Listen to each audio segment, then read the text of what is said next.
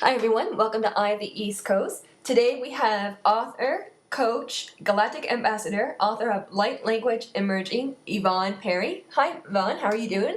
I'm good, how are you? Thank you so much for coming on to the show today. Thank you for having me as your guest. No problem. For the listeners, can you give a bit of an introduction of your work?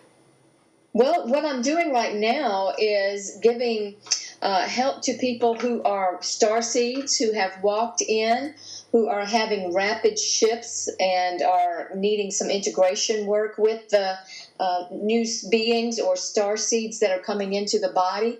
So I'm doing some energy work and healing with light language, doing a few readings with light language, which is something that we activated many years ago, but got a booster shot just this past January.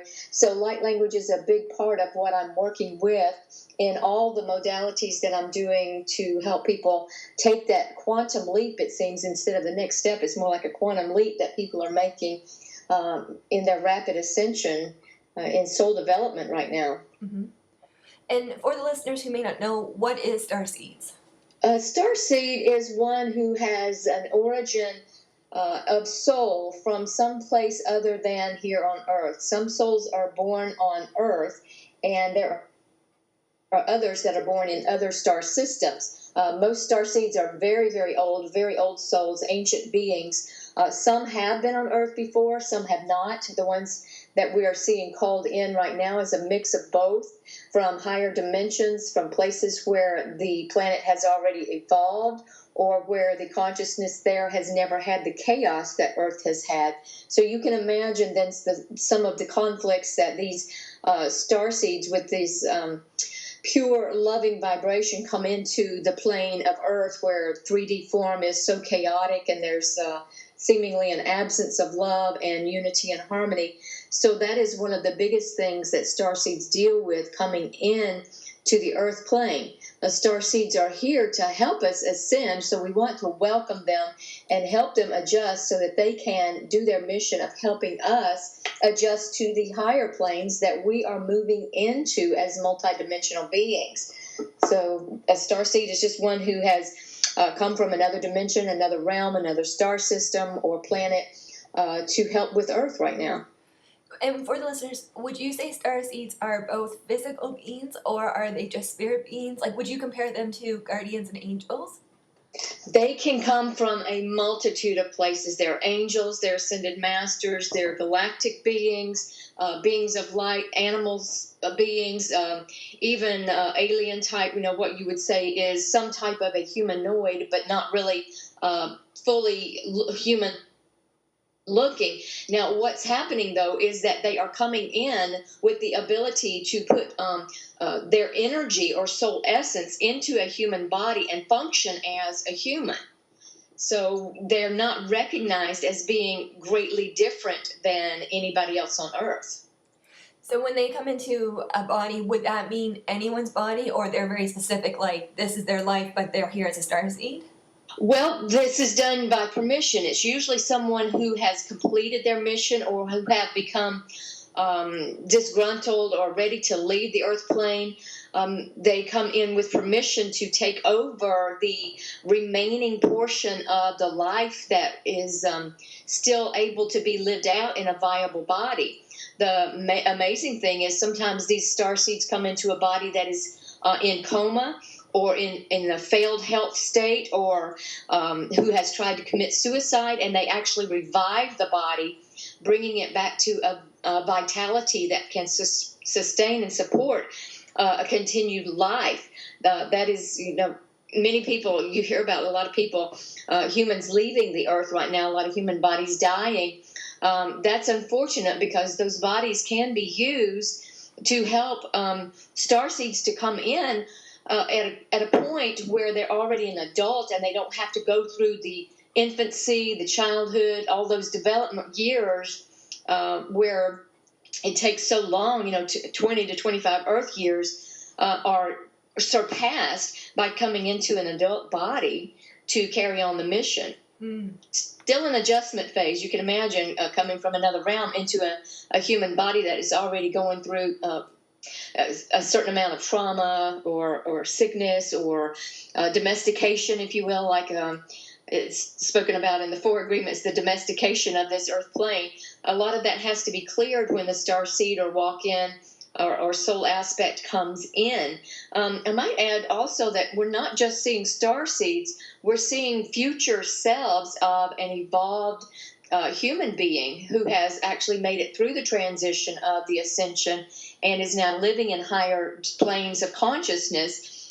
Those future selves are now coming back to merge with the human being that is in the body, with that human soul in the body, for what we call a wholeness or a completion of the soul, where the fragments of the soul that has traumatized or separated during an event in a past life or in a traumatic situation in a current life, and are coming in and healing that and then moving forward with a grander mission.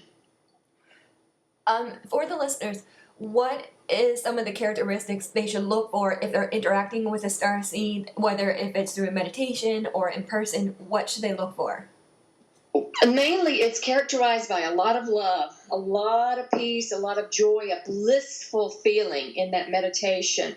The body feels blissful, the emotions feel blissful, the mind is quieter and peaceful. It's like you're going deeper into a meditation than you've ever been before. Your dreams are more vivid, and you are encountering beings that maybe look a little bit different than what you would be accustomed to seeing. A lot of sacred geometry in the dreams or in the meditation, where you see symbols, code-like symbols, some type of artistic, and yet you can see that there is a mathematical formula behind the math itself, that or behind the objects that you are seeing. I know that when I am traveling during my dream time and I'm coming back into my body, I take about a minute to come back in the body. There's no more of this slamming back into the body. You probably felt that when you were meditating and you've been jarred back into this reality, or when you've awakened with a start. Well, what I'm doing is coming back into the body very slowly, and as I do that, I can see these orbs of light, these little circles of light that look kind of like snowflakes. They have geometry patterns within them, and I see them coming with me like they are inside of my Merkaba, or the light body itself, and coming back into this earthly body is a peaceful and gentle integration of that energy. So people may be experiencing some of these things in the dream time or meditative state. Then there are some who are having these experiences and they're jumping timelines, which means they may jump into a future for just a split moment, and they go, whoa, what was that? I wasn't here for a moment. Feeling of really being spacey, like you're in an altered state, and yet you're trying to work on the computer. I mean, you're trying to do some mundane task here in the 3D, and yet you are feeling that you have some type of consciousness or awareness that you are somewhere else as well as here. So you are beginning to experience your multidimensional soul very simultaneously. One night I had, it wasn't a dream because I was just about to fall asleep, and I heard my guidance say that they were going to show me what it was like to move interdimensionally. And I thought, well, this is going to be a fun ride. And I just laid there, and pictures started forming in my mind, like I was having a dream, but I was awake. It's kind of like a vision. And I would be somebody interacting with other people and doing a particular task, and then all of a sudden that would start to fade and another one would come in, and I was a different person doing a different task, and there were different people around, and that scene would fade, and then a next one would come in. And this happened about 8 or 10 times, and I could not remember any of the dreams when I came back or any of the snippets, but I knew that I had been moving from, it felt like from left and then to right, and then up, and then below. It's like these dimensions were not straight line. They were not linear. They were all like in circular fashion, happening simultaneously. And I think that may be what some people are experiencing when they feel a loss of time, a loss of the timeline that they're on. That's really interesting. And it makes sense too, because if it's going circular, you're not going to have that time, because we're in time in human form, we're linear, you know what I mean? Mm-hmm. Mm-hmm. And we only remember one thing at a time when we are in this 3D realm. That's true. That is And otherwise, we would go nuts. true. That's Can you true. imagine trying to live all of those lives simultaneously if you had consciousness of every one of them all at the same time? And we would miss out the lessons, because if you're to focus on specific things, you can't. Mm-hmm. You're overwhelmed. Mm-hmm. No, Yeah. now you have some really wonderful experiences with star seeds, and there's two in your book, Light Language Emerging, that you work with Lavender Rose and 76 and 99. Do you want to share that with the listeners? Well, let me explain a little bit about what those star seeds are. They walked in. Many people are having walk-ins into their body where the soul of another being walks in and either merges and walks along with to lend higher guidance, or they actually swap places and one soul will leave and another soul will take the body. Lavender Rose was one who walked into this body in 76, I believe it was, 76, 99. 99. I had a huge soul shift in 99, and that's when Lavender Rose walked in, and the being that I am now, 7699 is what I'm calling her, because those are the years that she was originally in the body. This is like the fourth exchange that I've had that I am consciously aware of. And Lavender Rose was a placeholder. She came in to hold space, keep the body viable, keep the mission going forward, while this soul that I am now went on a galactic journey to awaken more of these star seeds, to bring them back. It was like an ambassador trip where I'm going into other planetary systems and dimensions, other star systems, and asking, will you come and help us on Earth? We are at a critical point in our ascension. You have done this before. You have the codes that are needed. Can you come and help us? That's what it felt like I was doing. And since then, I came back last year, about almost a year ago. It was 23rd November last 2013. So I came back into this body, and Lavender Rose then left. So we swapped places again. So she was just doing a place-holding journey for this incarnation, and then I came back as the but one who walked into this body in 76. Now, 76 is significant because that is when I had a near-death experience and almost died in a house fire, and saw myself in two places at the same time. Was in the body, and yet I was above the room watching what was happening below, and I realize now that there was an exchange that occurred at that time. So that opened up a lot of psychic gifts, which NDEs, near-death episodes, tend to do, and opened up a lot of ability to see in the spirit realms, to communicate with beings on the other side of the veil, and it opened up the light language that I speak, that emerged in 94. And at the time, I called it this gift of speaking in tongues, because I was in a church, and that was the point of reference and the vocabulary I had at that time, and that was the best that I could understand it. When 7699, the being that I am now, came back into this body, she reawakened the light language, which had been put on the back burner during the course that Lavender Rose was in the body. Lavender Rose did not use the light language very much at all. Every now and then, but not much at all.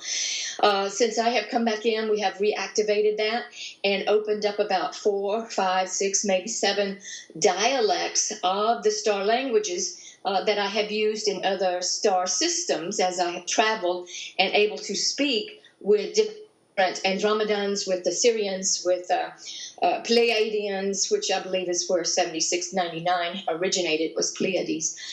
So we have now these languages that we speak. It's like being fluent in many star languages, so you hear different dialects or strains of the light language or star language.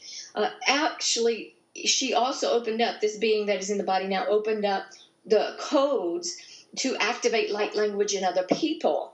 so that they can turn around and activate more people. And what we're doing with the light language is opening the codes, the planetary codes that each of us holds, the starseeds hold, the personal codes for the evolution of the soul or the body. We want to transfer the body out of its dense form and into a light body. So that is one of our missions, and we are activating those codes through the light language as well. Light language can be written, it can be sung, spoken. It is sound vibration. It can be signed like a sign language. It can be danced. It can be put in art. So there are many ways that people can activate and begin to express their star codes or star languages. And at the end of the show, we're going to give you're going to give an example of light language. Was that? Oh, sure. I'd be happy to. Wonderful. And just sort of because you did explain it there with light language, in your book, Light Language Emerging, you really do explain, because I think the way that you explained it, so light language is sacred geometry in vibrational form. Now, for the listeners, how can they activate light language? Well, light language is something that is already in you. It's a matter of remembering it. And the best way to remember it or activate it, bring it to life, is to be around someone else who is speaking it, who is vibrating that, and can then impart the activation to you. That does not mean that you cannot activate it on your own. You can do that in meditation. Many people are bringing it in meditation, and even in their dream state, they are hearing light language or speaking light language with other beings. So one way to do that is to begin to make vibration with your voice with the intention of activating your light language. So you might do some toning and use your vowel sounds. Vowel sounds tend to be a steady vibration that you can hold and sustain. Just let that flow. You may begin to feel energy arising from the solar plexus right above the belly button. You may feel it in your heart, because this is a heart language as well as a star language. It comes with much love. You may feel it in the throat as it begins to press on the vocal cords for expression. It's like it's asking permission to express by kind of putting a little knock on the door there at your throat chakra. So the best way is to let go of any judgment as to what it should sound like or what it might sound like, and let that go and simply make some tones and feel the energy of that tone and that vibration throughout your body. Notice the effects that it's having on yourself, and let it flow even more, and ask for the tones to be activating the star language that you are remembering. Then as that becomes a little more comfortable for you, you might try beginning to add consonants with it, so that instead of just who or ooh, you would have or mu and dolu, sa, gum, ba, ye, oh, no. So that it's the energy is then finding some type of language form to it. At first, it's simply vibration, and it is sacred geometry. But once it starts to find form, it will find form as more of a language, more of something that sounds like a spoken language. It can come forth if you are doing art. You may want to just sit down with a paper and coloring pens or whatever medium you choose, and intend to activate your light language while you are creating. It is in creativity that this language comes through, because it is the language of creation. The Christian Bible speaks about this, that God spoke the world into its form. So you are using vibration to create, and that's what star language is. It is creation. It is the codes that are unlocking form, unlocking things and bringing it into form. It's already in the template in the etheric realm. It's already in the memory of the soul, and you're simply bringing it forth into the 3D plane so that it can have a wonderful effect for bringing more harmony, love, peace, grace, joy to this earth. And it's people who are ready to shift can access those codes that you are emitting through the vibration of love. For the listeners, if they're working with light language, is there any physical tools they can use, like with crystals or tarot cards, anything like that, that would help them with this journey? It is open to all modalities and all tools. It really doesn't matter. It can open in Reiki. It can open when you are burning incense, working with crystals, working with skulls, doing crystal bowls, any type of work that you feel is creative or is expressing the love of the soul, any of that you are most comfortable with or enjoy the most. It's a matter of just getting into the vibration of joy that will allow it to release, letting go of the fear.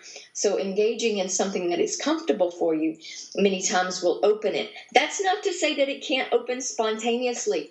I know one woman who activated while driving down the road, another one who activated in a department store.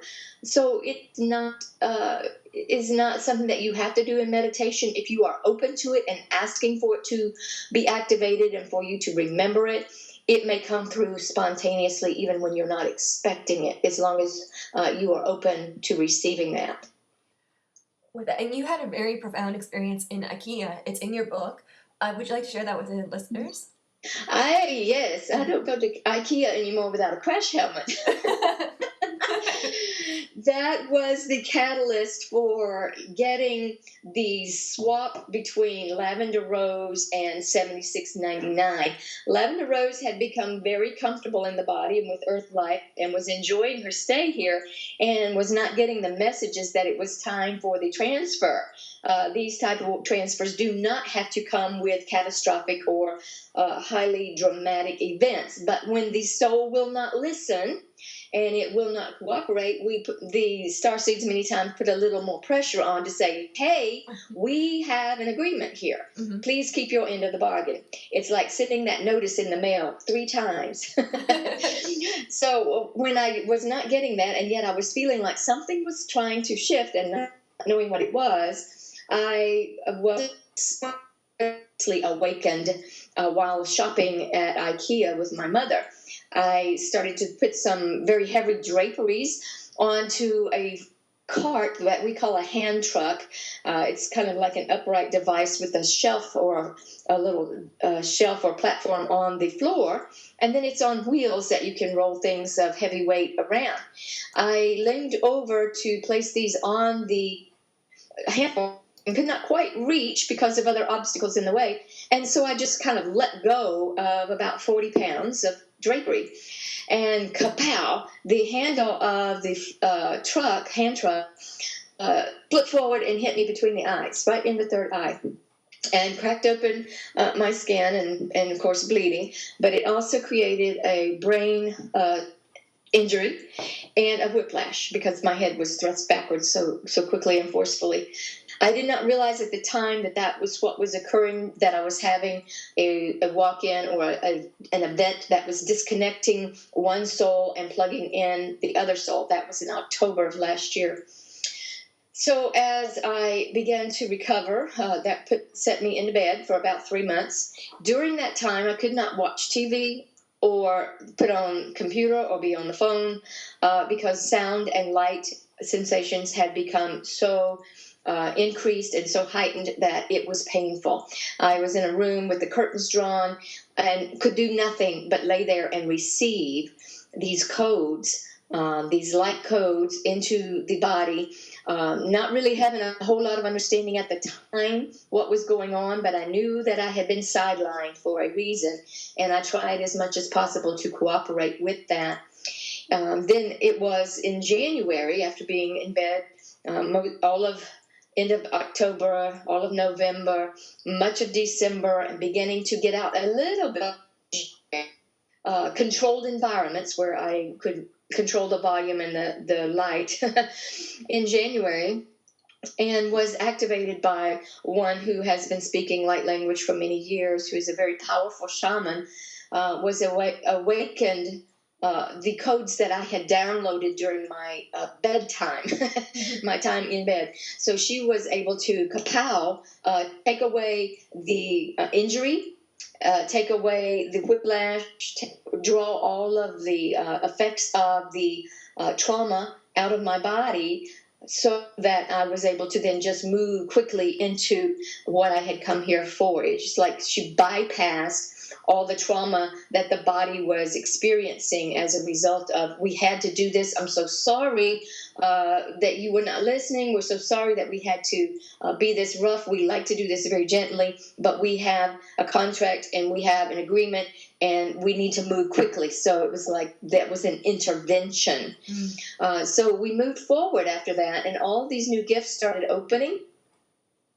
During that time, I was dictating the book, Light Language Emerging, because I couldn't be on the computer. And that was the best way for me to get voice to text, was to simply dictate it into a program that transcribed. So that's how that book came about after the IKEA experience. And where can the listeners get your book if they're looking for it? Well, it's on Amazon, so that's the best place to get it. It's also on my website, weareoneinspirit.com, and that's the number one, weareoneinspirit.com.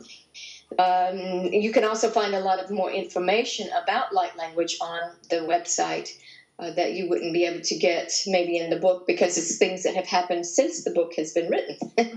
Some experiences. Other people contributed to the book as I began to speak about light language on Facebook.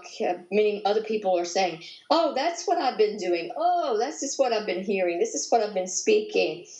So they had stories to offer as well. So it's not just my story in the book, but the awakening of light language in many people. And there's also really good photographs of written light language in the book, which I think is really good for the listeners. Yes. That can actually, seeing those codes is amazing. People are being activated just by seeing the codes, and most of them say, this looks familiar. This, I remember this. So it's, in fact, I'm writing codes as we are on this call, and I can send these to you in a scan if you would like to post them so that other people can see them on your site. I would love that. That'd be wonderful. It's kind of interesting too, because as we're doing the show, I can hear like the speakers kind of crackling a bit. I think it's the energy.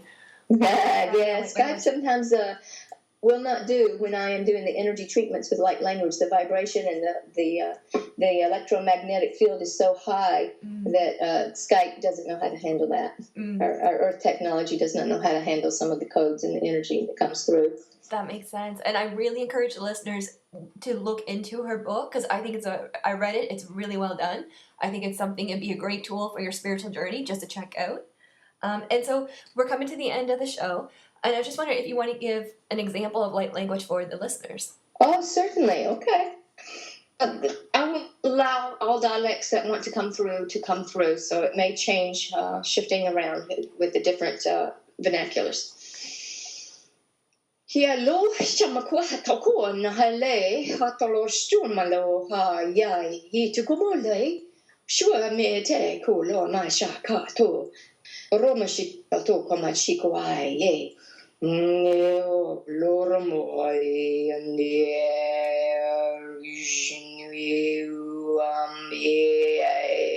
Rombai.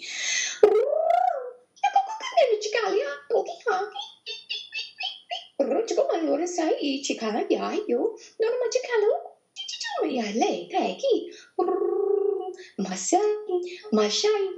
masai quato malete si con machikoma mba ende bo baba dabaluma bada kuma ha baba sanu du ba ha ba biga no ye should do bo no mo te ba you ku ba la sho kwa nama te otobodoba ne should ko mala ike ando ko shama kwa tai shai len ke